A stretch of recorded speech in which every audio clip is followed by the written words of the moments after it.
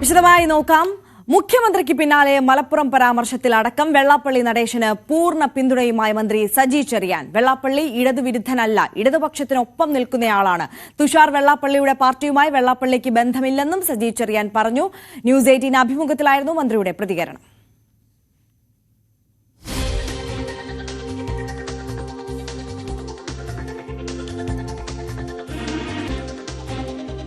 വെള്ളാപ്പള്ളി സാറുമായി ബന്ധപ്പെട്ട് വ്യക്തിപരമായ നല്ല സൗഹൃദമുണ്ട്. അത് ദീർഘകാലമായിട്ടുള്ളൊരു ബന്ധം, ആലപ്പുഴ ജില്ലക്കാരനെന്നുള്ള ബന്ധം. അദ്ദേഹത്തിൻ്റെ ഒരു അറിവോടെയാണ് BDJS രൂപീകരിച്ചതെന്ന് ശരിയാണ്. പക്ഷേ CPM-ൻ്റെ നേതൃത്വം ശക്തമായി അതിനെതിരെ രംഗത്ത് വന്നുകൂടി അദ്ദേഹം പിന്മാറി. അതൊരു വസ്തുതയാണ്. പക്ഷേ തുഷാർ അതിൻ്റെ ഭാരമായിട്ടിരിക്കുന്നുണ്ട്. അത് അദ്ദേഹം പറയണോ പറഞ്ഞിട്ടോ അല്ല, അതൊരു വേറൊരു സംവിധാനം, ഒരു പൊളിറ്റിക്കൽ പാർട്ടിയായിട്ടത് ഓർഗനൈസ് ചെയ്ത് പോയി. അതിനുശേഷം വെള്ളാപ്പള്ളി സാർ എടുത്തിട്ടുള്ള നിലപാടുകളിൽ ഇടതുപക്ഷത്തിന് വിരുദ്ധമായ നിലപാടുകൾ വളരെ കുറവാണ്. ഇപ്പം 100 കാര്യങ്ങൾ അദ്ദേഹം പറയുമ്പോൾ ഒരു 30 കാര്യങ്ങൾ ചിലപ്പോൾ എതിര് കാണും, പക്ഷേ ഭൂരിപക്ഷം അനുകൂലമാണ്. ഗവൺമെൻറ്റിനെ ഒരുപാട് അദ്ദേഹം സപ്പോർട്ട് ചെയ്യുന്നുണ്ട്, എന്നാൽ വിമർശനം അത് ഉന്നയിക്കാറുണ്ട്. CPM-നെ അദ്ദേഹം സപ്പോർട്ട് ചെയ്യാറുണ്ട്, എന്നാൽ വിമർശനം ഉന്നയിക്കാറുണ്ട്. അത് സമുദായത്തിൻ്റെ നേതാവെന്നത് മാത്രം ഉണ്ടാവും. പക്ഷേ BDJS-ന് വേണ്ടി അദ്ദേഹം വാദിച്ചതായിട്ട് ഞാൻ കാണുന്നില്ല. BJP-ക്ക് വേണ്ടി അത്തരത്തിലൊരു വാദം ഉണ്ടാകുന്നത്. BJP ഈ അടുത്ത കാലത്തൊന്നും ഈ കേരളത്തിൽ ഇലക്ഷൻ ജയിക്കില്ല എന്ന് ഈ അടുത്ത സമയത്ത് അദ്ദേഹം പറഞ്ഞു, വെറുതെ മത്സരിക്കുക എന്ന്. അത് അദ്ദേഹത്തിൻ്റെ ഒരു ശൈലി അദ്ദേഹം പറയാറുണ്ട്. അപ്പം അദ്ദേഹം ഒരു ഇടതുപക്ഷ വിരുദ്ധനാണെന്നുള്ള ധാരണ എനിക്കില്ല. എന്നാൽ ഇടതുപക്ഷക്കാരനാണെന്ന് ചോദിച്ചാൽ അദ്ദേഹം സമുദായ നേതാവാണ്. ഇടതുപക്ഷക്കാരനാണെന്ന് പറയാനും പറ്റില്ല, സമുദായത്തിൻ്റെ ഭാഗത്ത് പോകുന്നു. അങ്ങനെയുള്ള ഒരു വ്യക്തി ഞങ്ങളെ ആക്രമിച്ച് തകർക്കാൻ ഏതെങ്കിലും തരത്തിൽ ഗൂഢാലോചന നടത്തി ഹീനമായ മാർഗങ്ങൾ സ്വീകരിക്കുന്നു എന്ന് ഞങ്ങൾക്ക് ബോധ്യപ്പെടാത്തിടത്തോളം കാലം ഞങ്ങളെന്തിനാണ് ആ മനുഷ്യനെ മോശപ്പെടുത്താനും ഇല്ലായ്മ ചെയ്യാനും ശ്രമിക്കേണ്ടതായി? ഞങ്ങളെന്തിനാണ് ശ്രമിക്കുന്നത്? ഞങ്ങൾക്ക് ദോഷമായിട്ട് അദ്ദേഹം ഒന്നും ചെയ്യുന്നില്ലല്ലോ. രാഷ്ട്രീയമായി ഞങ്ങൾക്ക് ദോഷമായിട്ടൊന്നും ചെയ്യാത്തിടത്തോളം കാലം ഞങ്ങൾ അദ്ദേഹത്തെ വ്യക്തിപരമായി അല്ലെങ്കിൽ സമുദായപരമായി കൈകാര്യം ചെയ്യാൻ CPM-ന് കൊണ്ടൊരു കാര്യമില്ല. അപ്പം ഞങ്ങളുടെ നിലപാടെന്താ? അദ്ദേഹം ചെയ്യുന്ന നല്ല കാര്യങ്ങളെ പിന്തുണയ്ക്കുക. അദ്ദേഹം ഏതെങ്കിലും കാര്യങ്ങളിൽ ഞങ്ങൾക്ക് യോജിക്കാൻ കഴിയാത്ത സ്വീകാര്യമല്ലാത്ത കാര്യങ്ങൾ പറഞ്ഞാൽ അതിനെ ചോദ്യം ചെയ്യുക. ഈ നിലപാടാണ് CPM എന്ന് തീരുമാനിച്ചിട്ടുള്ളത്. ഇപ്പോൾ പാർലമെൻറ്റ് ഇലക്ഷൻ കഴിഞ്ഞു, ഞങ്ങൾക്ക് സ്വീകാര്യമല്ലാത്ത ചില കാര്യങ്ങൾ വന്നു എന്ന് തോന്നിയപ്പോൾ പാർട്ടി സെക്രട്ടറിയുടെ അഭിപ്രായം പറഞ്ഞു, അദ്ദേഹം മറുപടിയും പറഞ്ഞു. ആ പ്രശ്നം നടന്നു. ഈ പ്രശ്നത്തിൽ മുഖ്യമന്ത്രി പ്രതികരിച്ചിരുന്നു പറഞ്ഞാൽ മുഖ്യമന്ത്രി ചേർത്തല അദ്ദേഹത്തിൻ്റെ 30 വർഷത്തെ SNDP ജനറൽ സെക്രട്ടറി സ്ഥാനം അതിൻ്റെ സ്വീകരണത്തിന് ചെന്നപ്പോൾ തന്നെ മുഖ്യമന്ത്രി കൃത്യമായ ഒരു ഉജ്ജ്വല പ്രസംഗമായിരുന്നു, കൃത്യമായ നിലപാട് പറഞ്ഞു. അതിനുശേഷം ആ പ്രസംഗത്തിൽ തന്നെ ഇന്നത്തെ വർത്തമാനകാലത്ത് ശ്രദ്ധിക്കേണ്ട കാര്യങ്ങളും പറഞ്ഞു. അതിനപ്പുറത്തേക്ക് നമ്മളെന്താ പറയേണ്ടത്? അദ്ദേഹം പറഞ്ഞൊരു കാര്യം അദ്ദേഹം തന്നെ ക്ലാരിഫൈ ചെയ്തു. ഞാൻ ഏതെങ്കിലും ഒരു സമുദായത്തെ ഉദ്ദേശിച്ചാണ് പറഞ്ഞത്, ഞാനൊരു രാഷ്ട്രീയ പാർട്ടി ഉദ്ദേശിച്ചാണ് പറഞ്ഞത് എന്ന് അദ്ദേഹം തന്നെ ക്ലാരിഫൈ ചെയ്തതിനു ശേഷം നമ്മളെന്തിനാണ് അദ്ദേഹത്തിന് വെക്കിട്ട് കയറാൻ പോകുന്നത്? അപ്പം ഞങ്ങളുമായി ബന്ധപ്പെട്ട തർക്കങ്ങൾ നിലവിലില്ല. ഞങ്ങളും അദ്ദേഹവുമായി നല്ല സൗഹാർദ്ദത്തിൽ പോകുമ്പോൾ മറ്റു പലർക്കും ആ സൗഹാർദ്ദം ഇഷ്ടപ്പെടുന്നില്ല എന്നുള്ള അവസ്ഥ. ഇപ്പോൾ ഉദാഹരണം UDF-നോ കോൺഗ്രസിനോ ആ സൗഹാർദ്ദം കിട്ടുന്നില്ല, അല്ലെങ്കിൽ ഇഷ്ടപ്പെടുന്നില്ല. അത് അദ്ദേഹവുമായി ബന്ധപ്പെട്ട് അവർ നേരത്തെ പോലെ എടുത്തിരിക്കുന്ന ഒരു നിലപാടാണ്. വെള്ളാപ്പള്ളി നടേശനുമായി ബന്ധപ്പെട്ട് UDF-ഉം കോൺഗ്രസും എടുത്തിട്ടുള്ള നിലപാടാണ്. സൗദിയിൽ പോയപ്പോൾ അവിടെ പള്ളിയിൽ മൈക്ക് വെച്ചുള്ള വാങ്കുവിളി കേട്ടില്ലെന്ന വിവാദ പരാമർശത്തിൽ മന്ത്രി സജി ചെറിയാന്റെ വിശദീകരണവും വന്നു.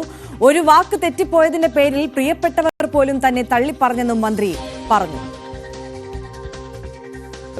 സൗദിയിൽ പോയപ്പോൾ ഞാൻ പറഞ്ഞു, എന്താ പറയുക, ഈ കുത്തപ്പാട്ടി നമ്മുടെ പ്രാർത്ഥനയുണ്ടാണ്, അതിന് പറയുന്ന പേര് ബാങ്കല്ല.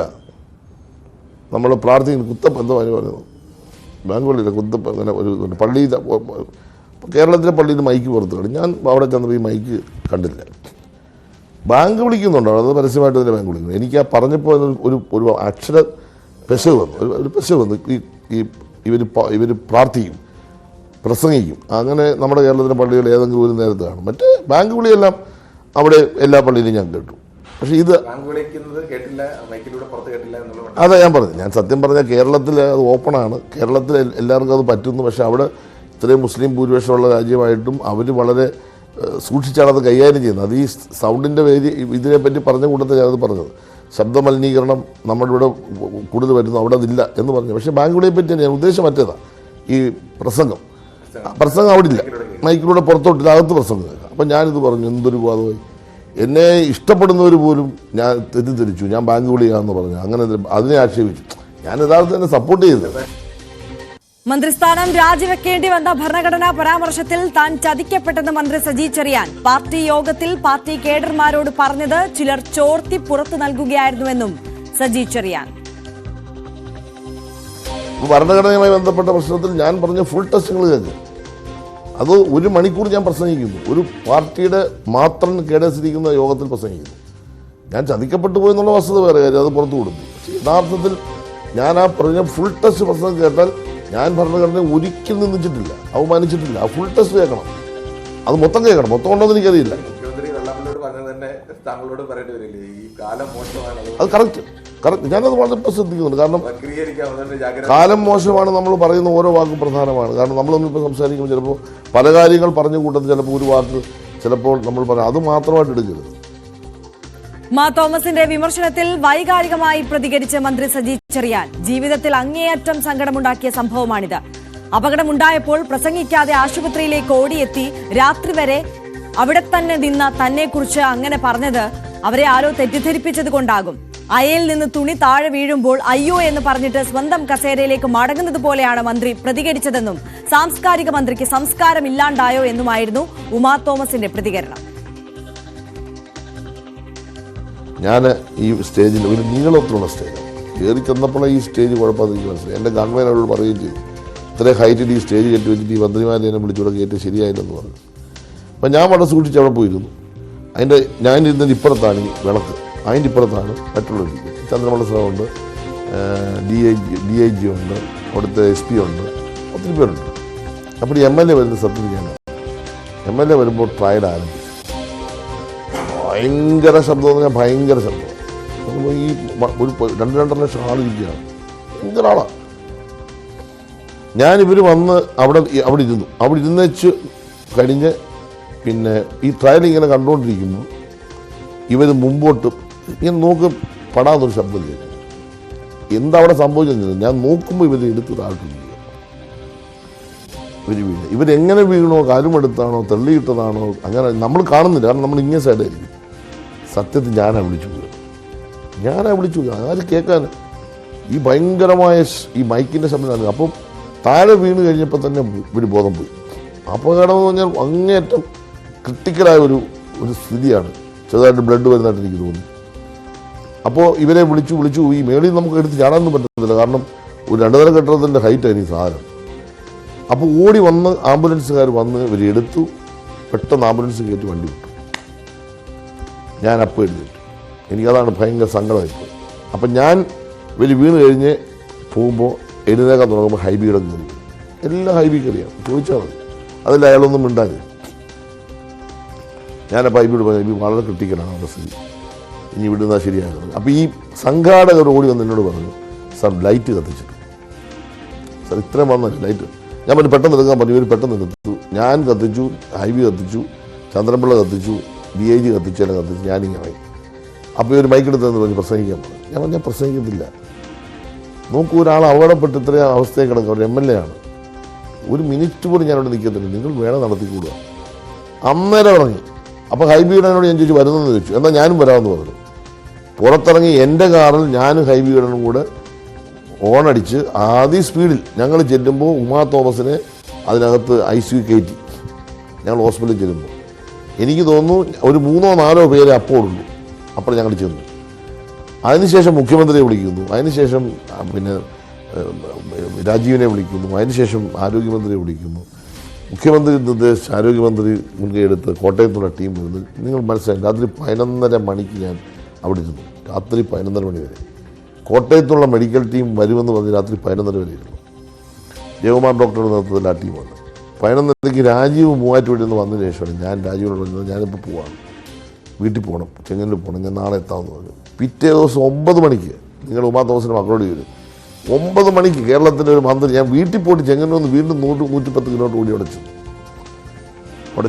എന്നിട്ട് ഈ കോട്ടയത്തെ ഡോക്ടറുമായിട്ട് സംസാരിച്ചു, ഇവിടുത്തെ ഡോക്ടേഴ്സുമായിട്ട് സംസാരിച്ചു, മാനേജ്മെൻറ്റുമായിട്ട് സംസാരിച്ചു. അപ്പോൾ അത് കഴിഞ്ഞ് എൻ്റെ ഒരു ഫേസ്ബുക്ക് പോസ്റ്റ് ഉണ്ട്. അതായത് അപകടനിലയാണ് എങ്കിലും എത്രയും വേഗം അവർ ആരോഗ്യം വീണ്ടെടുത്ത് പുറത്തു വരും എന്ന് പറഞ്ഞ് ഞാൻ പോസ്റ്റ് വിട്ടു. അത് കഴിഞ്ഞ് അന്ന് ഞാൻ ഉച്ചയ്ക്ക് അവിടുന്ന് പോയി. അത് കഴിഞ്ഞ് മൂന്നാമത്തെ തവണ ഞാൻ ചെല്ലുന്നു, ഒരു 2 ആഴ്ച കഴിഞ്ഞിട്ട്. അപ്പോൾ ഇവർക്ക് ICU ഇവരൊക്കെ നമുക്ക് കാണാൻ പറ്റത്തില്ല. അവരുടെ മക്കളെ ഞാൻ കണ്ടു, കാര്യങ്ങളൊക്കെ തിരക്കി, ഡോക്ടേഴ്സിനോട് മനസ്സിലാക്കി അപ്പോൾ കുറച്ചുകൂടി റിക്കവർ ചെയ്തെന്ന് പറഞ്ഞു. അത് കഴിഞ്ഞ് 4ാമത്തെ തവണ ഞാൻ ചെല്ലുന്നു. അപ്പോൾ അവർ വീട്ടിൽ പോയി അവർ കിടക്കുകയാണ്. അവിടെ ചെന്ന് സംസാരിച്ച് ഞാൻ ചോദിച്ചു, വല്ല ഓർമ്മയുണ്ടോ ഈ കണ്ട കാര്യം? എനിക്കൊന്നും ഓർമ്മയില്ലെന്ന് തോന്നി. ഇത്ര എന്നോട് പറഞ്ഞു. ഞാൻ പറഞ്ഞു ആരോഗ്യവതിയായിട്ട് ഇത്രയും വേഗം വരിക എന്ന് പറഞ്ഞു. വളരെ സന്തോഷമായിട്ട് ചായയും കുടിച്ച് അവിടെ നിന്ന് ഇറങ്ങി. എന്നെപ്പറ്റി എന്താണ് അവർ പറഞ്ഞതെന്ന് എനിക്ക് ഞാൻ ഇപ്പോഴും അത്ഭുതത്തോട് നോക്കും. ഞാൻ മറുപടി പോലും കൊടുത്തില്ല. കാരണം അവർക്ക് ആരോഗ്യ പ്രശ്നമുള്ള ആളാണ്. അവർക്കൊരു മാനസിക പ്രയാസം ഉണ്ടാകണ്ടെന്ന് വിചാരിച്ചിട്ട് ഞാനൊരു പാലിയേറ്റീവ് നടന്ന ആളായതുകൊണ്ട് എനിക്ക് ദുഃഖങ്ങൾ അറിയാറുണ്ട്. ഞാൻ ഈ രംഗത്തെന്ന് പറഞ്ഞാൽ 10 വർഷമായി. അങ്ങ് മനസ്സിലായിട്ട് 11ാമത്തെ വർഷമാണ്. മനസ്സ് തുറക്കുകയാണ് മന്ത്രി സജി ചെറിയാൻ. രാഷ്ട്രീയമായും വ്യക്തിപരമായും ഒക്കെ അദ്ദേഹം അനുഭവങ്ങൾ പങ്കുവയ്ക്കുന്നുണ്ട്, നിലപാടുകൾ വ്യക്തമാക്കുന്നുണ്ട്. ഈ അഭിമുഖത്തിന് പൂർണ്ണരൂപവും ഈ വാർത്തകളുടെ വിശകലനവും ഒക്കെ വരുന്ന മണിക്കൂറുകളിൽ പ്രേക്ഷകർക്ക് ന്യൂസ് 18-ൽ കാണാം. മറ്റു വാർത്തകളിലേക്ക് കൂടി കടക്കുകയാണിപ്പോൾ. വഖഫ് ഭേദഗതി നിയമത്തിനെതിരായ ഹർജികളിൽ സുപ്രീം കോടതി ഇന്ന് ഇടക്കാല ഉത്തരവ് പുറപ്പെടുവിച്ചേക്കും. കേന്ദ്ര സർക്കാരിന്റെ വാദം കൂടി കേട്ട ശേഷമാകും കോടതി ഇടക്കാല ഉത്തരവ് പുറപ്പെടുവിക്കുക. Chief justice Sanjiv Khanna, justice Sanjay Kumar, justice KV Viswanathan എന്നിവരടങ്ങിയ 3-അംഗ ബെഞ്ചാണ് ഹർജികൾ പരിഗണിക്കുന്നത്. ER രാഗേഷ് ചേരുന്നു നാച്ചുറൽ ഡെസ്കിൽ നിന്ന് കൂടുതൽ വിവരങ്ങളുമായി. ER, very good morning. കേന്ദ്ര സർക്കാർ ഈ ഭേദഗതിയുമായി ബന്ധപ്പെട്ട് മുന്നോട്ട് വെച്ച പ്രധാനപ്പെട്ട 3 വ്യവസ്ഥകളെയും അതിരൂക്ഷമായി വിമർശിക്കുന്ന നിലപാടാണ് ഇന്നലെ സുപ്രീം കോടതിയിൽ നിന്ന് വന്നത്. അത് റദ്ദ് ചെയ്തുകൊണ്ട് അല്ലെങ്കിൽ മരവിപ്പിച്ചുകൊണ്ടുള്ള ഇടക്കാല ഉത്തരവിന് പുറപ്പെടുവിക്കാൻ ഇന്നലെ തന്നെ സുപ്രീം കോടതി തയ്യാറായതാണ്. കേന്ദ്ര സർക്കാരിന്റെ ഇടപെടൽ അവരുടെ ഭാഗം കൂടി കേട്ടതിന് ശേഷം ആകാം എന്ന ധാരണയിൽ പിന്നീട് ഇന്നത്തേക്ക് മാറ്റുകയായിരുന്നു. വീണ്ടും ഇന്ന് കോടതി ഈ ഹർജികൾ പരിഗണിക്കുമ്പോൾ കേന്ദ്ര സർക്കാരിന്റെ വാദങ്ങൾ ഏത് തരത്തിലാകും?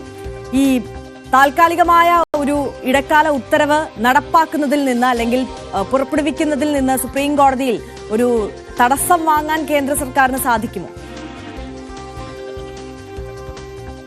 Arya, good morning. ഏതായാലും വിശദമായ വാദം ഇന്നലെ നടന്നു. കാരണം രാജ്യം തന്നെ ഉറ്റുനോക്കിയ ഒരു കേസാണ്. പ്രത്യേകിച്ച് പാർലമെന്റ് പാസ്സാക്കി അതിനുശേഷം രാഷ്ട്രപതി ഒപ്പിട്ടോടുകൂടി നിയമമായി. പക്ഷേ നിയമ പോരാട്ടം തുടരുകയാണ്. ഇന്നലെ ഉച്ചയ്ക്ക് ശേഷമാണ് ഈ കേസിൽ വാദം ആരംഭിച്ചത്. ആദ്യം ഹർജിക്കാരെയാണ് കോടതി കേട്ടത്. പ്രത്യേകിച്ച് കപിൽ സിബൽ, മനു അഭിഷേക് സിംഗ്വി തുടങ്ങിയവരൊക്കെ തന്നെ അവരുടെ വാദങ്ങൾ നിരത്തി.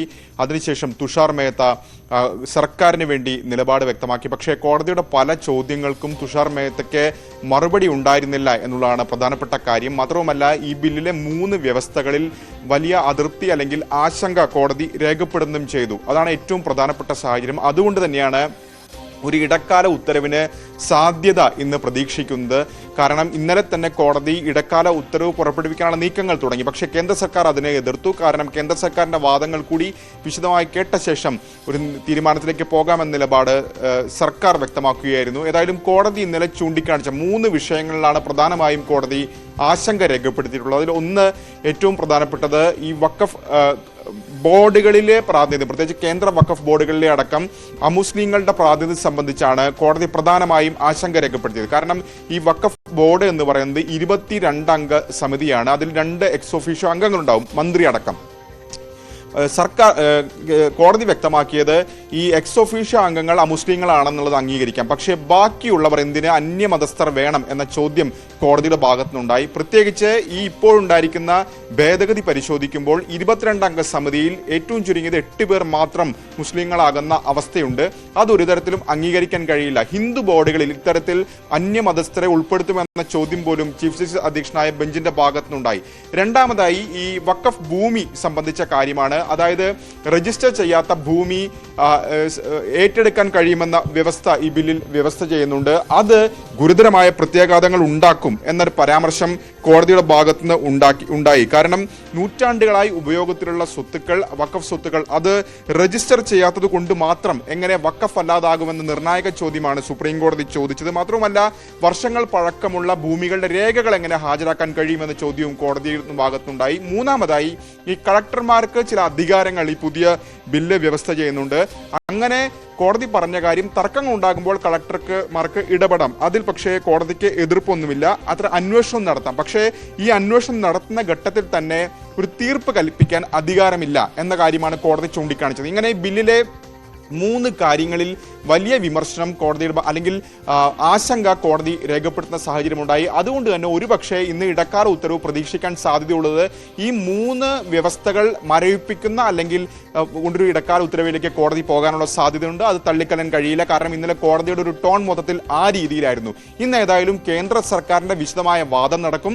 കേന്ദ്ര സർക്കാർ ചൂണ്ടിക്കാണിക്കാൻ പോകുന്ന പ്രധാനപ്പെട്ട കാര്യം ഒന്ന്, ഇത് മരവിപ്പിക്കരുതെന്ന ആവശ്യം കേന്ദ്ര സർക്കാർ മുന്നോട്ട് വയ്ക്കും.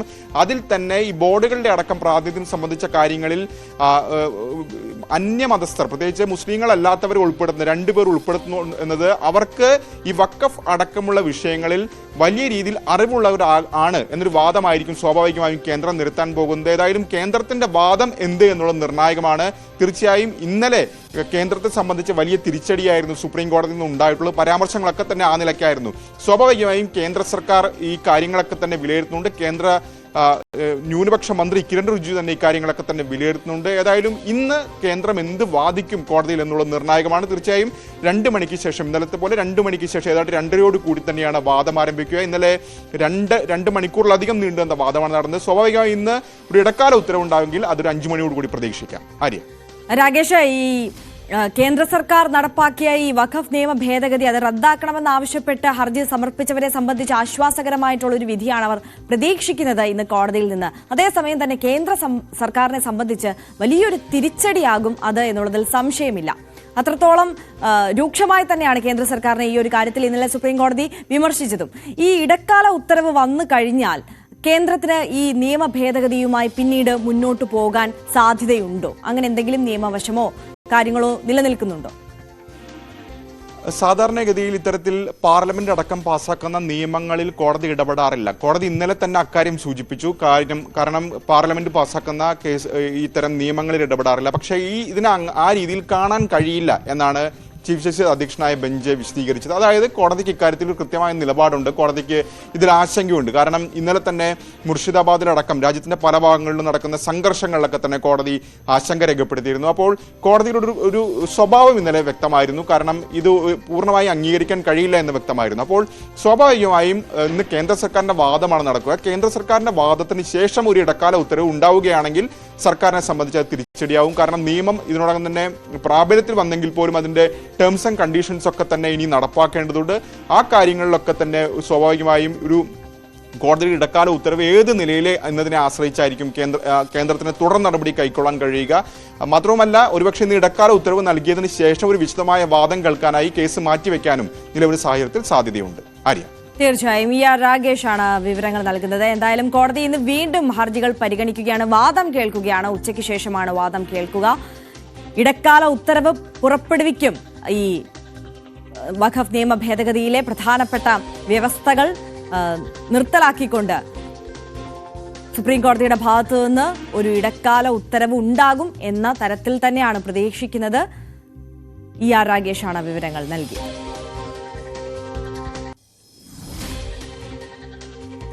വഖഫ് ഭേദഗതി നിയമത്തിനെതിരെ വ്യാപക അക്രമങ്ങൾ നടന്ന പശ്ചിമബംഗാളിലെ മുർഷിദാബാദിൽ 22 പേർ കൂടി അറസ്റ്റിൽ. ഇതോടെ ഈ സംഭവവുമായി ബന്ധപ്പെട്ട് അറസ്റ്റിലായവരുടെ എണ്ണം 250 കടന്നു.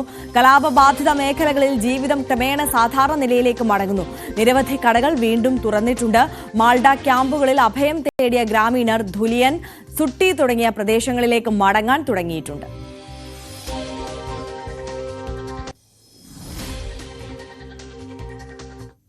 മറ്റു വാർത്തകളിലേക്ക് എത്തും മുമ്പ് ഒരു ചെറിയ ഇടവേള.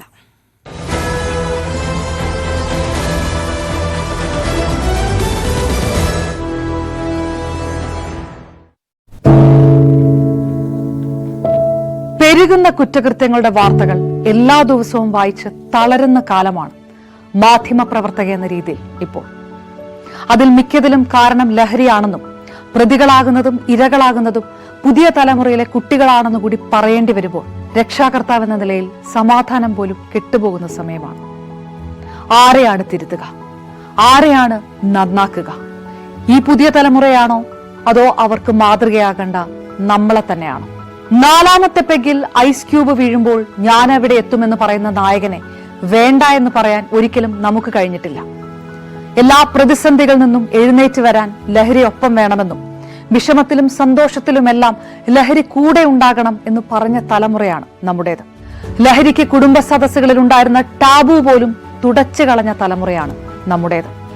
അച്ഛനും അമ്മയും കുട്ടികളുടെ മുന്നിലിരുന്ന് മദ്യപിക്കുന്ന കാലത്ത് ഇതിലും വലിയ ലഹരിയിലേക്ക് കടക്കരുതെന്ന് കുട്ടികളോട് ആ രക്ഷിതാക്കൾക്ക് എങ്ങനെയാണ് പറയാൻ കഴിയുക? നോക്കൂ, കൈവിട്ടു പോകുന്നത് നമുക്കാണ്. അതിന്റെ വലിയ വിപത്ത് അനുഭവിക്കുന്നത് പുതിയ തലമുറയും. ലഹരിക്ക് അടിമയാകാതിരിക്കൂ, സ്വതന്ത്രരാകൂ. Live free, live drug free.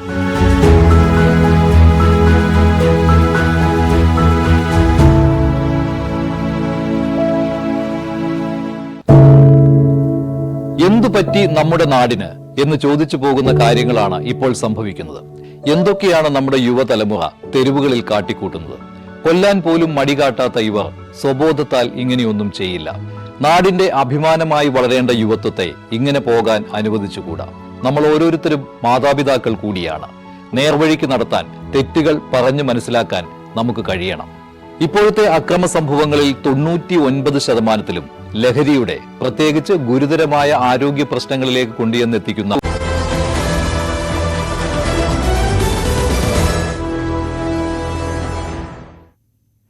Thiruvananthapuram മുതലപ്പുഴയിൽ മത്സ്യത്തൊഴിലാളികളുടെ സമരം കൂടുതൽ ശക്തമാകുന്നു. സജി ചെറിയാൻ വെച്ച നിർദ്ദേശങ്ങളോടും മത്സ്യത്തൊഴിലാളികൾ പൂർണ്ണമായി യോജിക്കുന്നില്ല. ഒഴുക്കു സുഗമമാക്കാൻ പൊഴി മുറിക്കാൻ അനുവദിക്കണമെന്ന സർക്കാരിന്റെ ആവശ്യവും സമരക്കാർ തള്ളി. വി അരുൺ കൂടുതൽ വിവരങ്ങളുമായി ചേരുകയാണ്. Arun, good morning.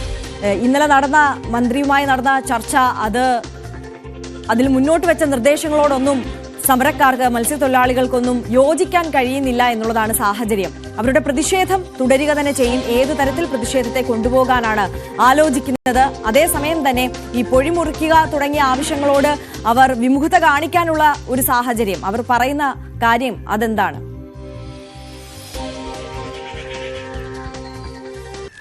തുറമുഖ വകുപ്പ് ഓഫീസിന്റെ ഹാർബർ എഞ്ചിനീയറിംഗിന്റെ ഓഫീസ് ഉപരോധിച്ചും അതുപോലെ തന്നെ ഈ അഴിമുഖത്ത് കുടിൽകെട്ടി സമരം ചെയ്തുമൊക്കെയാണ് ഇന്നലെ പ്രതിഷേധമുണ്ടായത്. ഇന്നും സമാന രീതിയിലുള്ള പ്രതിഷേധങ്ങൾ തുടരുകയാണ്. അതിനപ്പുറത്തേക്ക് ഇന്നലെ മന്ത്രി സജി ചെറിയാനുള്ള ചർച്ചയിൽ സമരക്കാർ പ്രധാനമായും മുന്നോട്ട് വച്ച ആവശ്യം വലിയ സംവിധാനങ്ങൾ കൊണ്ടുവന്ന്, വലിയ യന്ത്രങ്ങൾ കൊണ്ടുവന്ന് മണൽ നീക്കം വേഗത്തിലാക്കണം.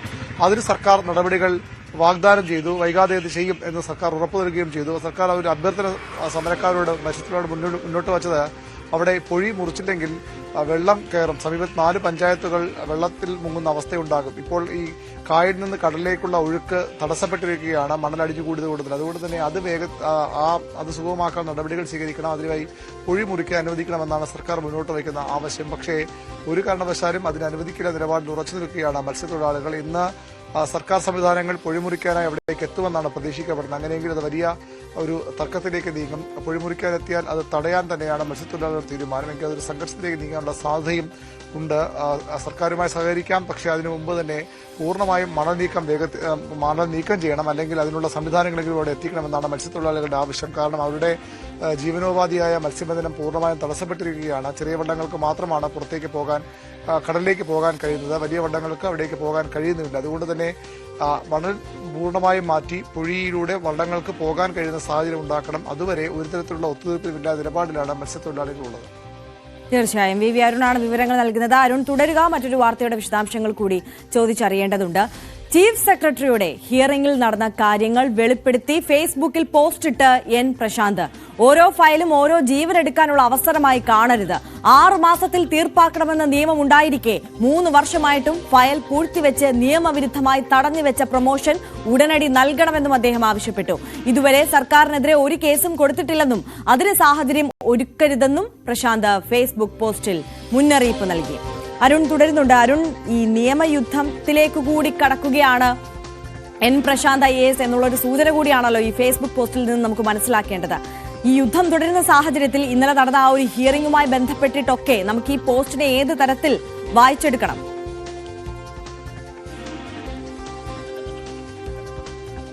തീർച്ചയായിട്ടും ഒരു തരത്തിലുമുള്ള വിട്ടുവീഴ്ചയ്ക്കില്ല എന്ന് വ്യക്തമാക്കിക്കൊണ്ടാണ് എൻ പ്രശാന്തിന്റെ ഫേസ്ബുക്ക് പോസ്റ്റ്. ഹിയറിംഗ് ലൈവായി ടെലികാസ്റ്റ് ചെയ്യണം എന്നൊരു ആവശ്യം അദ്ദേഹം മുന്നോട്ട് വച്ചിരുന്നു. അത് ചീഫ് സെക്രട്ടറി തള്ളി. അതിനുള്ള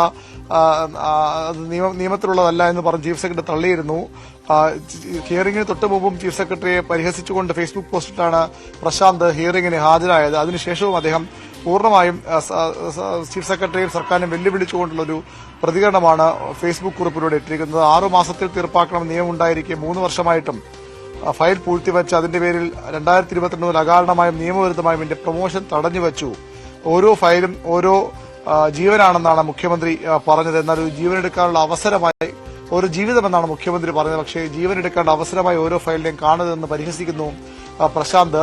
ഭരണഘടനാ വിരുദ്ധവും അഖിലേന്ത്യാ സർവീസ് സെക്രട്ടറി വിരുദ്ധവുമായ ഫേസ്ബുക്ക് പോസ്റ്റിന്റെ പേരിൽ വീണ്ടും ഒരു അന്വേഷണം തുടങ്ങാൻ ശ്രമിക്കാതെ ഈ പ്രഹസനം ഇവിടെ അവസാനിപ്പിക്കണം എന്നാണ് മറ്റൊരു പരിഹാസം.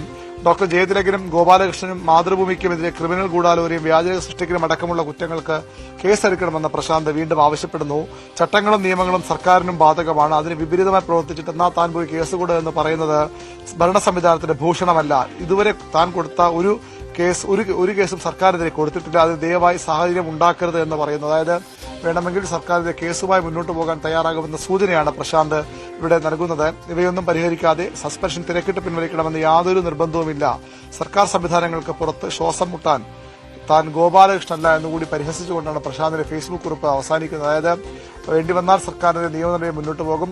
സർക്കാർ തന്റെ നിലപാടിനൊപ്പം അല്ലെങ്കിൽ താൻ മുന്നിട്ട് വെക്കുന്ന കാര്യങ്ങൾക്കൊപ്പം നിന്നില്ലെങ്കിൽ കടുത്ത നടപടിയിലേക്ക് നീങ്ങുമെന്ന മുന്നറിയിപ്പാണ് പ്രശാന്തിന്റെ ഫേസ്ബുക്ക് കുറിപ്പിലുള്ളത്. ഇത് ഹിയറിംഗിന് ശേഷം അദ്ദേഹം ഇട്ട ഫേസ്ബുക്ക് പോസ്റ്റാണ്. അതായത് ഒരു തരത്തിലും ഈ ചീഫ് സെക്രട്ടറി നിർദ്ദേശിക്കുന്ന കാര്യങ്ങളുമായി മുന്നോട്ട് പോകാൻ തയ്യാറല്ല. തന്റെ നിലപാടിൽ ഉറച്ചുനിന്ന് മുന്നോട്ട് പോകും. അതിന് ഏത് തരത്തിലുള്ള പോരാട്ടത്തിലും തയ്യാറെന്ന സൂചനയാണ് പ്രശാന്ത് ഈ ഫേസ്ബുക്ക് പോസ്റ്റിലൂടെ നൽകുന്നത്. ആര്യ, തീർച്ചയായും വി അരുണാണ് വിശദാംശങ്ങൾ നൽകിയത്. വ്യാഴമായ ഇന്ന് പ്രത്യേക പ്രാർത്ഥനകളും ചടങ്ങുകളും ഒക്കെ ക്രൈസ്തവ ദേവാലയങ്ങളിൽ പുരോഗമിച്ചുകൊണ്ടിരിക്കുകയാണ്. കാൽകഴുകൽ ശുശ്രൂഷകൾ പുരോഗമിക്കുകയാണ്. കാക്കനാട് സെന്റ് ഫ്രാൻസിസ് അസീസി ദേവാലയത്തിലെ കാഴ്ചകളിലേക്ക്.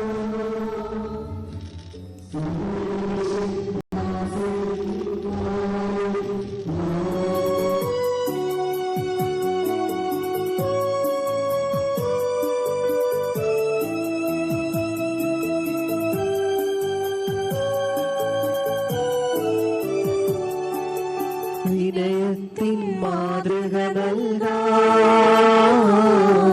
സ്നേഹത്തിൻ പൊൻകൊടി നാട്ടാൻ വിനയത്തിൻ മാതൃക നൽകാൻ സ്നേഹത്തിൻ പൊൻകൊടി നാട്ടാൻ സകലേശൻ ദാസന്മാരുടെ പാദങ്ങൾ കഴുകി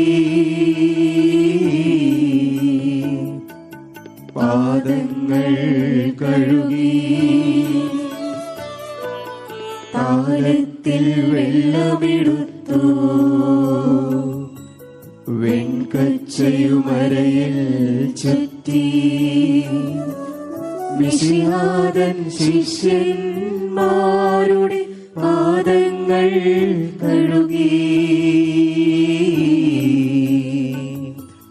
പാദങ്ങൾ കഴുകി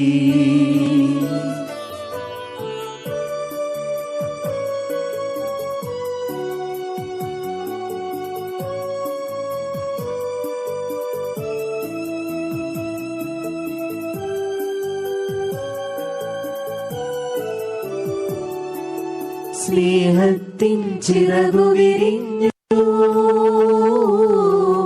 രാജാളി തെളിഞ്ഞു പറഞ്ഞു സ്നേഹത്തിൻ ചിറകു വിരിഞ്ഞു രാജാളി തെളിഞ്ഞു പറഞ്ഞു സ്നേഹിതരെ നിങ്ങൾക്കിന്നൊരു മാതൃക ഞാനേകി മാതൃക ഞാനേകി താലത്തിൽ വെള്ളമെടുത്തു വെൺകച്ചയുമരയിൽ ചുറ്റി മിശിഹാതൻ ശിഷ്യന്മാരുടെ പാദങ്ങൾ കഴുകി പാദങ്ങൾ കഴുകി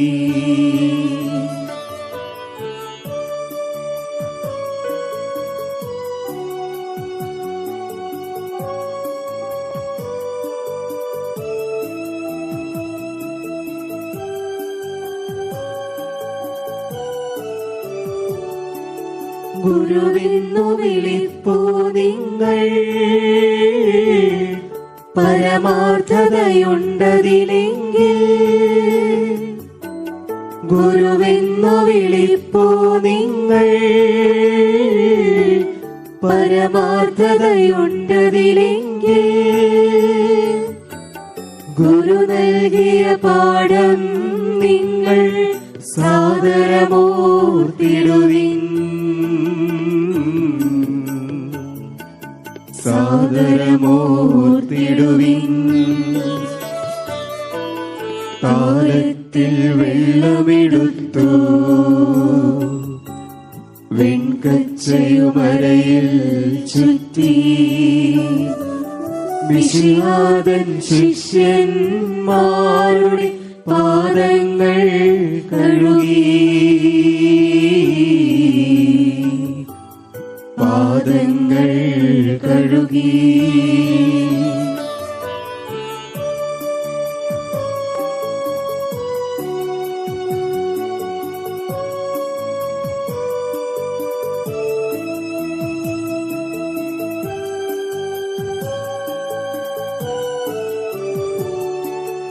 പാദങ്ങൾ കഴുകിയ ഗുരുവിൽ ശിഷ്യന്മാർ നിങ്ങളതോർത്താ. ഡാനി ഇപ്പോൾ കൂടുതൽ വിവരങ്ങൾ നൽകും. ഡാനി, അവിടെ ചടങ്ങുകൾ പുരോഗമിക്കുകയാണല്ലോ, വിശദാംശങ്ങൾ. ഇപ്പോൾ ഈ ചടങ്ങുകളിലേക്ക് കടന്നിരിക്കുന്ന ഏറ്റവും പ്രധാനപ്പെട്ടത് ഈ പെസഹ ദിനത്തിലെ ചടങ്ങുകളിലെ ഏറ്റവും പ്രധാനപ്പെട്ടതാണ് പ്രതീകാത്മകമായി ക്രിസ്തുവിന്റെ തന്റെ ശിഷ്യന്മാരുടെ കാലുകൾ കഴുകിയതിന്റെ ഒരു പ്രതീകാത്മക ചടങ്ങാണ് പുരോഗമിക്കുന്നത്. മുഖ്യ പുരോഹിതൻ തെരഞ്ഞെടുക്കപ്പെട്ട 12 പേരുടെ കാൽ കഴുകുന്ന ചടങ്ങുകൾ നടക്കുന്നു. ഇപ്പോൾ നമ്മളുള്ളത് സിറോ മലബാർ സഭയ്ക്ക് കീഴിലുള്ള കാക്കനാട് സെന്റ് ഫ്രാൻസിസ് അസീസി ദേവാലയത്തിലാണ്. ഇവിടെ സഭാ അധ്യക്ഷൻ major archbishop Mar Raphael തട്ടിലാണ് ചടങ്ങുകൾക്ക് നേതൃത്വം നൽകുന്നത്. അദ്ദേഹമാണ് ഇപ്പോൾ കാൽ കഴുകൽ ശുശ്രൂഷയ്ക്ക് നേതൃത്വം നൽകുന്നത്. അത് പുരോഗമിക്കുകയാണ്. ഈ ദിവസങ്ങൾ ക്രൈസ്തവർക്ക് വളരെ ഏറ്റവും പ്രധാനപ്പെട്ട ദിവസങ്ങൾ. വിശുദ്ധ വാരത്തിലെ ചടങ്ങുകളിലേക്ക് കടക്കുമ്പോൾ അതിൽ ഏറ്റവും സുപ്രധാനപ്പെട്ട ദിവസങ്ങളാണിത്. പെസഹ ദിനാചരണത്തിന്റെ ഭാഗമായിട്ട് വീടുകളിലും ചടങ്ങുകൾ നടക്കും. പുളിപ്പില്ലാത്ത അപ്പത്തിന്റെ ദിവസം എന്നുകൂടിയാണ് ഈ ദിവസം അറിയപ്പെടുന്നത്. ക്രിസ്തുദേവൻ ശിഷ്യന്മാർക്കൊപ്പം ഇരുന്ന് അന്ത്യ അത്താഴം കഴിച്ചതിന്റെ ഓർമ്മ പുതുക്കൽ ആണ് ഏറ്റവും പ്രധാനമായി ഉള്ളത്. അതിൽ ശിഷ്യന്മാരുടെ കാലുകൾ കഴുകി അവർക്കൊപ്പം അന്ത്യത്താഴം കഴിച്ചു എന്നതാണ് ഈ ദിവസത്തിന്റെ ഏറ്റവും പവിത്രമായ ഒരു സ്മരണ എന്ന് പറയുന്നത്. അതോടൊപ്പം തന്നെ വിശുദ്ധ കുർബാന സ്ഥാപിച്ച ദിവസം കൂടിയായിട്ടാണ് ഈ ദിവസത്തെ അടയാളപ്പെടുത്തുകയും ചെയ്യുന്നത്. ക്രിസ്തു തന്റെ ശരീരവും രക്തവും ഭക്ഷണമായി നൽകുന്നുവെന്ന പ്രതീകാത്മകമായ രീതിയിലാണ് ഈ ദിവസത്തെ ഓർത്തെടുക്കുന്നത്. ഇതിനെ അനുസ്മരിച്ചുകൊണ്ടാണ് ദേവാലയങ്ങളിൽ ചടങ്ങുകൾ നടക്കുന്നത്. അതോടൊപ്പം തന്നെ വീടുകളിലും പെസഹ ആചരണം നടക്കും. നേരത്തെ സൂചിപ്പിച്ചതുപോലെ പുളിപ്പില്ലാത്ത അപ്പത്തിന്റെ ദിവസം എന്നാണ് ഇത് ഈ ദിവസം അറിയുന്നത്. അത് അനുസ്മരിച്ചുകൊണ്ട്, അത് ഓർമ്മപ്പെടുത്തിക്കൊണ്ട് ആ വീടുകളിലും ഈ പെസഹ അപ്പം ഉണ്ടാക്കുകയും എല്ലാവരുമായി ചേർന്ന് ഭക്ഷിക്കുകയും ചെയ്യുന്ന ദിവസം കൂടിയാണ് ഇത്.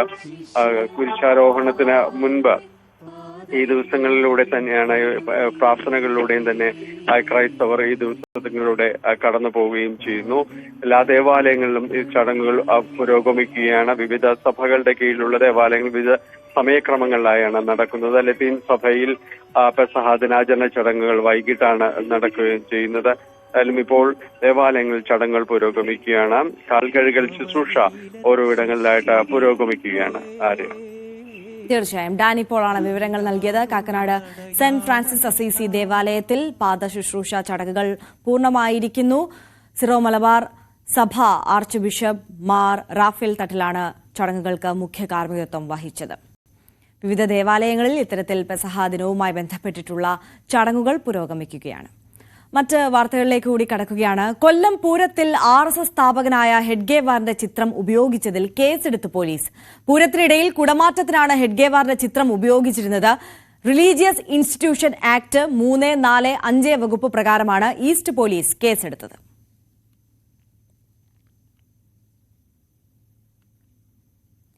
എസ് വിനീഷ് കൂടുതൽ വിവരങ്ങളുമായി അല്പസമയത്തിനകം നമുക്കൊപ്പം ചേരും. എസ് വിനീഷ് ചേരുകയാണ്. വിനീഷ്, വലിയ തോതിൽ വിവാദമായ വിഷയമാണ്. അതിൽ നിയമപരമായി കൂടിയുള്ള നീക്കങ്ങൾ നടന്നിരിക്കുന്നു. കേസുമായി ബന്ധപ്പെട്ടിട്ടുള്ള വിശദാംശങ്ങൾ എങ്ങനെയാണ്? ആര്യ, ഉത്സവങ്ങളിൽ രാഷ്ട്രീയം കലർത്തരുതെന്ന ഹൈക്കോടതി നിർദ്ദേശം മറികടന്നാണ് കൊല്ലം പൂരത്തിൽ RSS നേതാവിന്റെ ചിത്രം ഉയർത്തിയത് എന്ന വിമർശനമായിരുന്നു ഉയർന്നു വന്നിരുന്നത്. സംഭവം വിവാദമായതോടെ കൊല്ലം ഈസ്റ്റ് പോലീസ് കേസെടുക്കുകയായിരുന്നു. ക്ഷേത്രത്തിലെ ആചാര ചടങ്ങുകൾക്കിടെ രാഷ്ട്രീയ ചിഹ്നങ്ങൾ ഉപയോഗിക്കരുതെന്ന ഹൈക്കോടതി നിർദ്ദേശങ്ങളുടെ ലംഘനമാണ് ഉണ്ടായിരിക്കുന്നത് എന്ന് ചൂണ്ടിക്കാട്ടിയാണ് കേസെടുത്തിരിക്കുന്നത്. സംഭവത്തിൽ കേസെടുക്കണമെന്നാവശ്യപ്പെട്ടുകൊണ്ട് തന്നെ യൂത്ത് കോൺഗ്രസ് DYFI പ്രവർത്തകർ കഴിഞ്ഞ ദിവസം പരാതി നൽകിയിരുന്നു.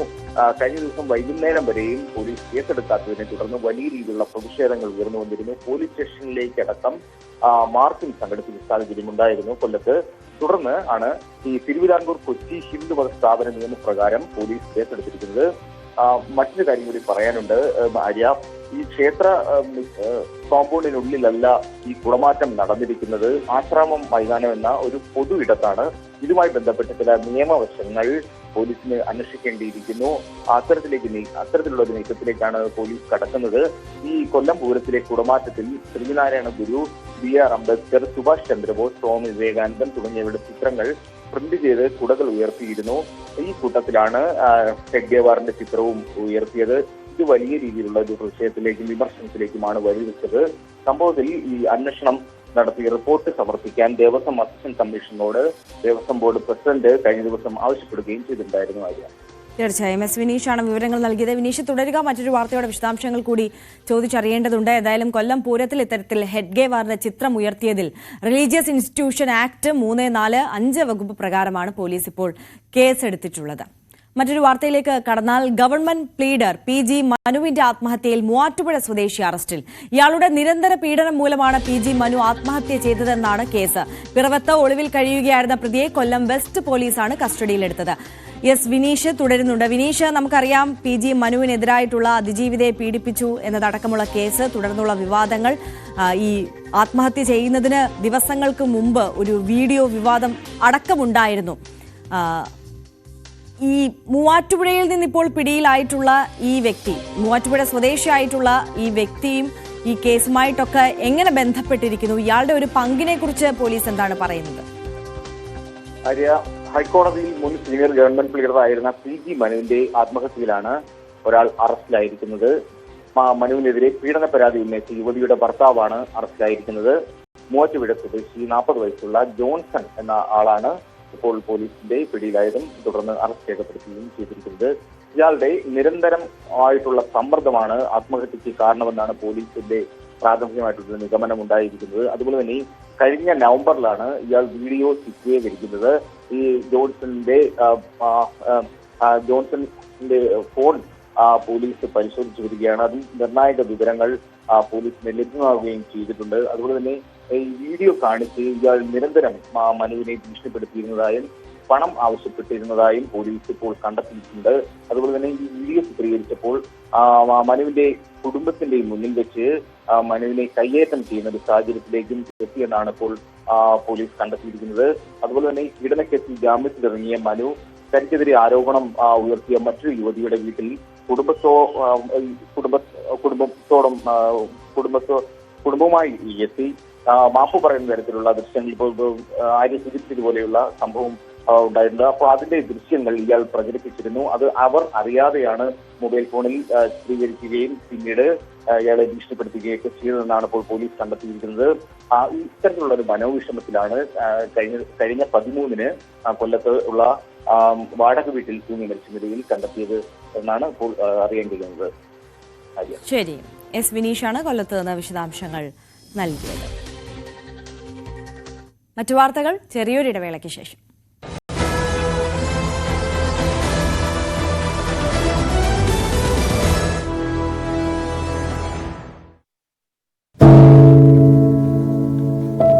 പെരുകുന്ന കുറ്റകൃത്യങ്ങളുടെ വാർത്തകൾ എല്ലാ ദിവസവും വായിച്ച് തളരുന്ന കാലമാണ് മാധ്യമപ്രവർത്തക എന്ന രീതിയിൽ ഇപ്പോൾ.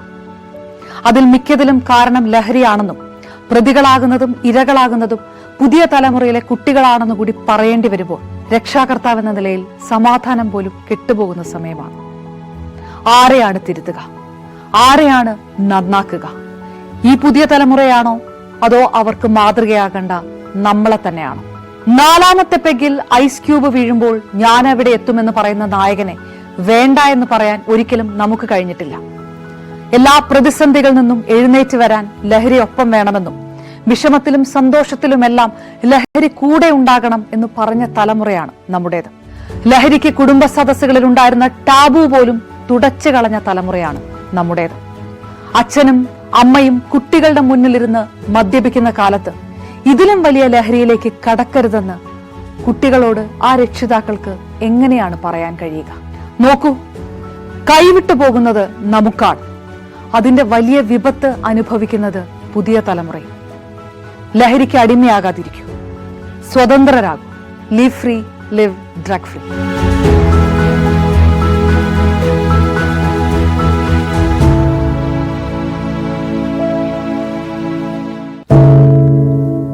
എന്തു പറ്റി നമ്മുടെ നാടിന് എന്ന് ചോദിച്ചു പോകുന്ന കാര്യങ്ങളാണ് ഇപ്പോൾ സംഭവിക്കുന്നത്. എന്തൊക്കെയാണ് നമ്മുടെ യുവതലമുറ തെരുവുകളിൽ കാട്ടിക്കൂട്ടുന്നത്? കൊല്ലാൻ പോലും മടികാട്ടാത്ത ഇവർ സ്വബോധത്താൽ ഇങ്ങനെയൊന്നും ചെയ്യില്ല. നാടിന്റെ അഭിമാനമായി വളരേണ്ട യുവത്വത്തെ ഇങ്ങനെ പോകാൻ അനുവദിച്ചുകൂടാ. നമ്മൾ ഓരോരുത്തരും മാതാപിതാക്കൾ കൂടിയാണ്. നേർവഴിക്ക് നടത്താൻ, തെറ്റുകൾ പറഞ്ഞു മനസ്സിലാക്കാൻ നമുക്ക് കഴിയണം. ഇപ്പോഴത്തെ അക്രമ സംഭവങ്ങളിൽ 99% ലഹരിയുടെ, പ്രത്യേകിച്ച് ഗുരുതരമായ ആരോഗ്യ പ്രശ്നങ്ങളിലേക്ക് കൊണ്ടുവന്നെത്തിക്കുന്ന ഡ്രഗ്സിന്റെ ഉപയോഗമുണ്ടെന്ന് മനസ്സിലാക്കി.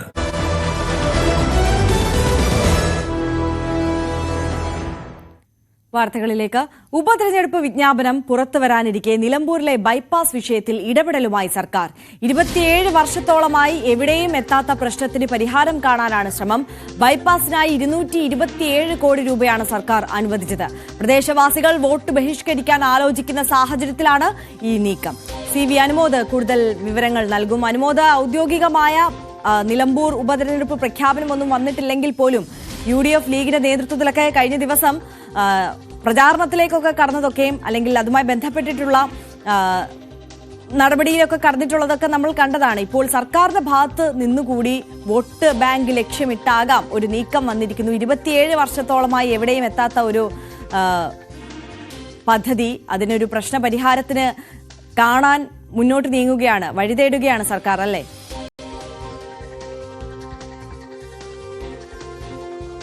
Good morning Arya. ഈ നിലമ്പൂരിലെ ബൈപ്പാസ് വിഷയം നമ്മൾ പലവട്ടവും നമ്മുടെ പല ചർച്ചകളിലും കൊണ്ടുവന്ന ഒന്നാണ്. ഞാനോട് ചോദിക്കാൻ ഉൾപ്പെടെയുള്ള പല പ്രോഗ്രാമിലും നമ്മളത് ഉൾപ്പെടുത്തി വിശദമായി പ്രേക്ഷകരിൽ എത്തിച്ചൊരു വിഷയമാണ്. അതൊന്നും അനങ്ങാപ്പാറ പോലെ നിന്ന സർക്കാരാണ് ഉപതെരഞ്ഞെടുപ്പ് തൊട്ടടുത്തെത്തി നിൽക്കെ ഈ ഒരു ബൈപ്പാസിൻ്റെ പൂർത്തീകരണത്തിനായി ഇപ്പോൾ 227 കോടി രൂപ അനുവദിച്ചതായിട്ടുള്ള ഉത്തരവ് പുറത്തിറക്കുന്നത്. എന്താണെങ്കിലും ആ പ്രദേശവാസികളെ സംബന്ധിച്ചത് ആശ്വാസകരമായൊരു കാര്യമാണ്. പക്ഷേ അവർ മുൻപ് പലപ്പോഴും ഇത്തരത്തിലുള്ള പല വാഗ്ദാനങ്ങളും ലഭിച്ചവരാണ്. അങ്ങനെ വാഗ്ദാനങ്ങളിൽ വിശ്വസിച്ച് പലപ്പോഴും വഞ്ചിക്കപ്പെട്ടവരാണ്. അപ്പോൾ ഇത്തവണത്തെ സർക്കാരിൻ്റെ നീക്കം അവരെ സംബന്ധിച്ച് പ്രതീക്ഷ നൽകുന്നതാണ്. പക്ഷേ ഇതിൻ്റെ പ്രധാനമായിട്ടുള്ള ലക്ഷ്യം നമുക്ക് കൃത്യമായിട്ട് അറിയാം. 157 കുടുംബങ്ങളാണ് അവിടെയുള്ളത്. അവരുടെ വോട്ട് ഈ നിലമ്പൂരിലെ ഉപതെരഞ്ഞെടുപ്പിൽ ഏറ്റവും നിർണായകമാണ്. കാരണം ഈ UDFന് ഒരു മേൽക്കൈ ഉണ്ടെന്ന് UDF അവകാശപ്പെടുമ്പോൾ പോലും സ്ഥാനാർത്ഥി നിർണയവും തുടർന്നുണ്ടാകുന്ന വിഷയങ്ങളിലൊക്കെയാണ് LDFിൻ്റെ പ്രതീക്ഷ. അപ്പോൾ ഓരോ വോട്ടും അവിടെ വിലപ്പെട്ടതാണെന്ന് LDFന് നന്നായിട്ട് അറിയാം.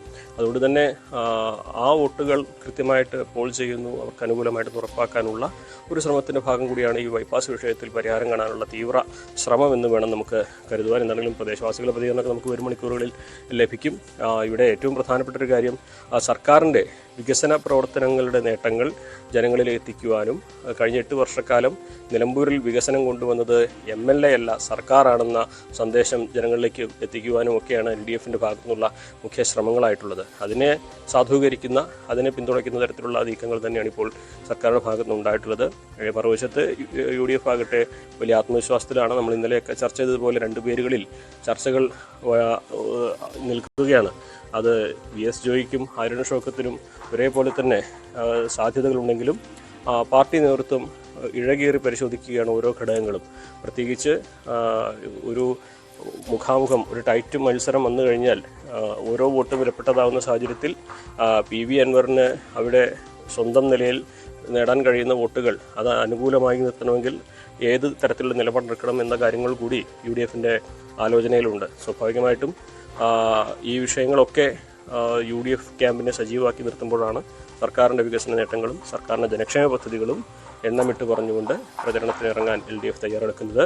അതിൽ ആദ്യ പടിയായിട്ടുള്ള അല്ലെങ്കിൽ അതിൽ ആ ശ്രമങ്ങളുടെ ഭാഗമായിട്ടുള്ള ആദ്യ നീക്കമാണ് ബൈപ്പാസിനായി 27 വർഷമായിട്ട് പകുതി അവസാനിപ്പിച്ച് കിടക്കുന്ന 157 കുടുംബങ്ങളെ ദുരിതത്തിലാക്കിയിട്ടുള്ള ആ പദ്ധതിക്ക് സർക്കാർ ഇപ്പോൾ പണം അനുവദിച്ചിട്ടുള്ളത്. ഇനി ഇത് പ്രായോഗിക തലത്തിൽ എപ്പോഴെത്തും എന്നുള്ള കാര്യങ്ങൾ കണ്ടു തന്നെ അറിയണം. ഒരുപക്ഷെ വിജ്ഞാപനം വന്നു കഴിഞ്ഞാൽ അതൊരു പ്രഖ്യാപനം മാത്രമായിട്ട് വീണ്ടും നിലനിൽക്കുമോ അതോ അതിനു മുൻപ് എന്തെങ്കിലും നീക്കുപോക്ക് നടക്കുമോ എന്നതൊക്കെ കണ്ടു തന്നെ അറിയണം. എന്നിരുന്നാൽ പോലും തെരഞ്ഞെടുപ്പ് പ്രഖ്യാപിക്കാനിരിക്കെ നിലമ്പൂരിൽ സംസ്ഥാന സർക്കാർ നടത്തുന്ന ജനക്ഷേമ പ്രവർത്തനങ്ങളുടെ വലിയ ഉദാഹരണമാക്കി ഉയർത്തി കാണിക്കുന്നതായിരിക്കും ഈ ഒരു ബൈപ്പാസിന് വേണ്ടി അനുവദിച്ച തുക. ആര്യ. തീർച്ചയായും CV അനുമോദാണ് വിവരങ്ങൾ നൽകിയത്. 27 വർഷത്തോളമായി എവിടെയും എത്താത്ത ഒരു പ്രശ്നത്തിനാണ് ഇപ്പോൾ നിലമ്പൂർ ഉപതെരഞ്ഞെടുപ്പ് അടുക്കുന്ന സാഹചര്യത്തിൽ സർക്കാർ തിടുക്കപ്പെട്ട പ്രശ്നപരിഹാരത്തിനായി ശ്രമിക്കുന്നത്. ബൈപ്പാസിനായി 227 കോടി രൂപയാണ് സർക്കാർ അനുവദിച്ചിട്ടുള്ളത്. CV അനുമോദാണ് വിശദാംശങ്ങൾ നൽകിയത്. മറ്റു വാർത്തകളിലേക്ക് കൂടി. മുത്തോലി പഞ്ചായത്ത് മുൻ പ്രസിഡന്റ് ജിസ്മോളും മക്കളും ആത്മഹത്യ ചെയ്ത സംഭവത്തിൽ കുടുംബം ഇന്ന് പരാതി നൽകിയേക്കും. വിദേശത്ത് നിന്ന് എത്തുന്ന പിതാവും സഹോദരനും ഏറ്റുമാനൂർ പോലീസിന് പരാതി നൽകാനാണ് സാധ്യത. കുടുംബ പ്രശ്നങ്ങൾ ചൂണ്ടിക്കാട്ടി ഗാർഹിക പീഡനം ഉൾപ്പെടെ പരാതി ഉന്നയിച്ചേക്കും. സംസ്കാരം സംബന്ധിച്ച കാര്യങ്ങളിലും ഇന്ന് തീരുമാനമുണ്ടാകും. G. ശ്രീജിത്ത് കോട്ടയത്ത് നിന്ന് വിവരങ്ങൾ നൽകും. ശ്രീജിത്ത്, ഷൈനി മക്കളും അവര് മരിച്ച ആത്മഹത്യ ചെയ്ത വാർത്തയൊക്കെ നമ്മളെ വേദനിപ്പിച്ചു. അതേക്കുറിച്ചൊക്കെ ഒരുപാട് ചർച്ച ചെയ്ത് ആ ചർച്ച ഇപ്പോഴും പുരോഗമിച്ചുകൊണ്ടിരിക്കുന്ന ഘട്ടത്തിലാണ് വീണ്ടും സമാനമായ രീതിയിൽ കോട്ടയത്ത് നിന്ന് ജിസ്മോളുടെയും മക്കളുടെയും ആത്മഹത്യ എത്തുന്നത്. ഈ കുടുംബ പ്രശ്നങ്ങൾ എത്രത്തോളം ഭീകരമായി ഇവരെ അലട്ടിയിരുന്നു എന്നാണ് മനസ്സിലാക്കേണ്ടത്. ജിസ്മോളുടെ ബന്ധുക്കൾ ഇതുമായി ബന്ധപ്പെട്ട് പ്രതികരിക്കുന്നുണ്ടോ?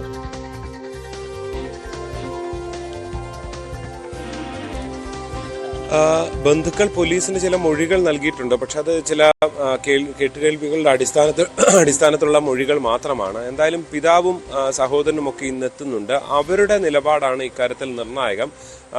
ഇന്ന് രാവിലെ ഏതാണ്ട് 10 മണിക്കോടെ അവർ കേരളത്തിലെത്തും. ഉച്ചയോടെ പാലായിലെത്തും എന്നാണ് മനസ്സിലാക്കാൻ സാധിക്കുന്നത്.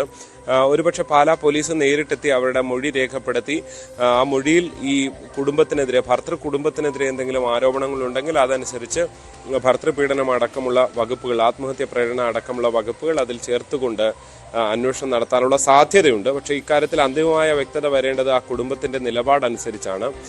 അടുത്ത ബന്ധുക്കൾ നൽകുന്ന സൂചന അനുസരിച്ച് ഇവർക്ക് പരാതികൾ ഉണ്ട് എന്നുള്ളത് തന്നെയാണ്.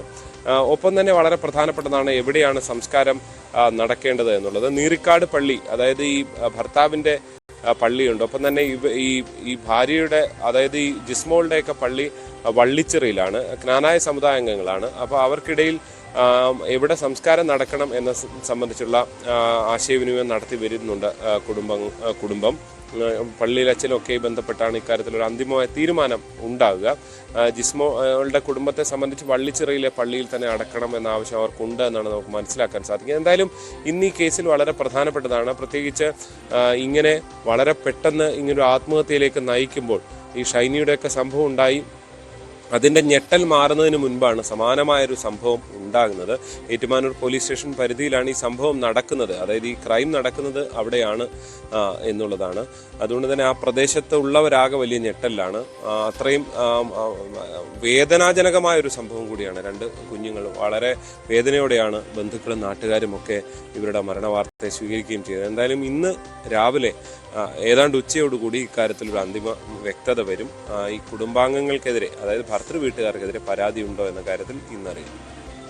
തീർച്ചയായും G. ശ്രീജിത്താണ് വിശദാംശങ്ങൾ നൽകിയത്. എറണാകുളം വെടിമറയിൽ പ്ലാസ്റ്റിക് ഉപകരണ നിർമ്മാണശാല കത്തിനശിച്ചു. വാട്ടർ ടാങ്കുകൾ ഉൾപ്പെടെ നിർമ്മിക്കുന്ന സ്ഥാപനത്തിലാണ് തീപിടുത്തമുണ്ടായത്. ആളപായമില്ല. ഇന്നലെ അർദ്ധരാത്രിയാണ് തീപിടുത്തമുണ്ടായത്. ജില്ലയുടെ വിവിധ ഭാഗങ്ങളിൽ നിന്നുള്ള അഗ്നിരക്ഷാ യൂണിറ്റുകളെത്തിയാണ് തീയണച്ചത്.